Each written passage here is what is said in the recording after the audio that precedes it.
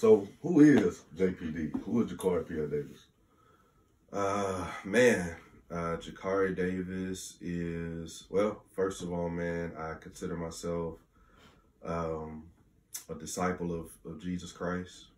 That's kind of the direction and the foundation on which my life is built.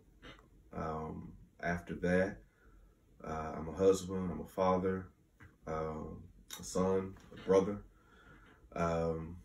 pastor, of course, and that's not to say that's the least of all of those other titles, but it's just kind of how I prioritize my life, understanding that the ones whom God has given us first, primarily in the name of family, those are the individuals to whom we are first accountable, and that informs my relationship with God. So my relationship with God and my relationship as a pastor stems from who I am as a husband, as a father, as a son, as a sibling, and all of those other entities.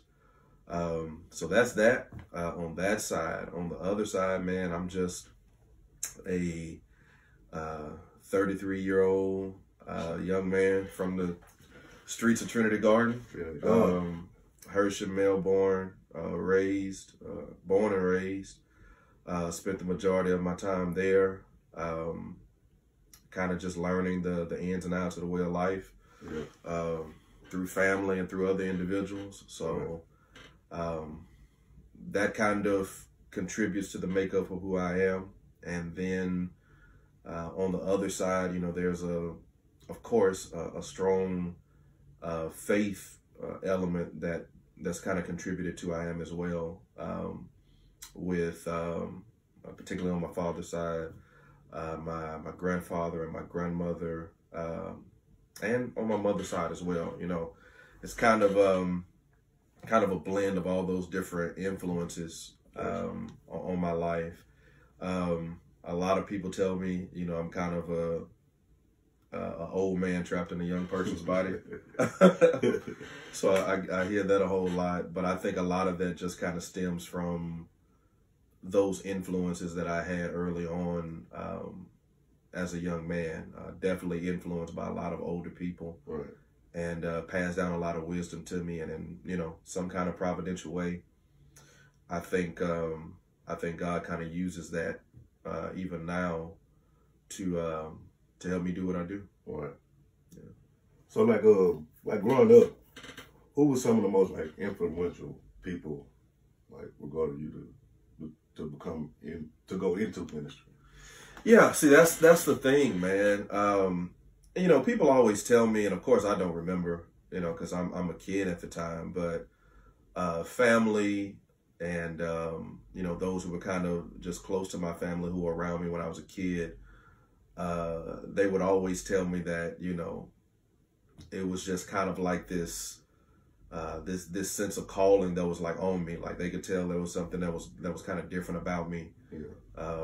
That God had set me apart for something special, whatever that calling would be. And I say that to say, you know, I never had any inkling that I would be called into ministry. Of course, I guess the closest influence that I saw, or the most consistent influence that I saw, will be my grandfather each week. Right. But even then, you know, I just didn't think that it would be something that I would do. If it was, you know, if it was a choice out of some other options in terms of things I could have done, I don't know if I would have chosen for myself. Right. But I can say that was something that I saw consistently. And of course, I think anybody who's close to me knows how much of an influence my late uncle was on me. Right. My father's brother, Pastor Michael C. Davis, Yes. Senior, was a great influence. But even then, as a kid, his influence initially on me was just more so as, you know, just a man, just an everyday person, who just happened to be a preacher and a pastor. I just thought my uncle was the coolest guy in the world, and I just wanted to be cool like he was. You know, rather that didn't necessarily have anything to do with preaching or ministry. And so I can really honestly say that even in seeing those two individuals and then growing up in church, right. I can honestly say that my call and my accepting of ministry was really, it was really independent. You know, I saw them, but I didn't, you know, say within myself, you know, as looking at them, you know, I want to do that. Right. You know, that was never that kind of thing. I think, and I don't know, I'm pretty sure the church knows, but my mom and my dad remember, I think I was about 4 or 5 years old. And for Christmas, the only thing that I wanted was a pulpit. And they actually made me a pulpit, complete with a microphone and everything. But even then, you're not thinking nothing of that. Right. You know, it's just kind of one of those things where, okay, that's a kid that wants a pulpit. You know, it's a lot of kids that go to church and they come home and play church. Yeah. Don't mean they're going to be a preacher or anything. But yeah, my call was very, very, I think it's very independent. But those guys definitely had a lot of influence. Right.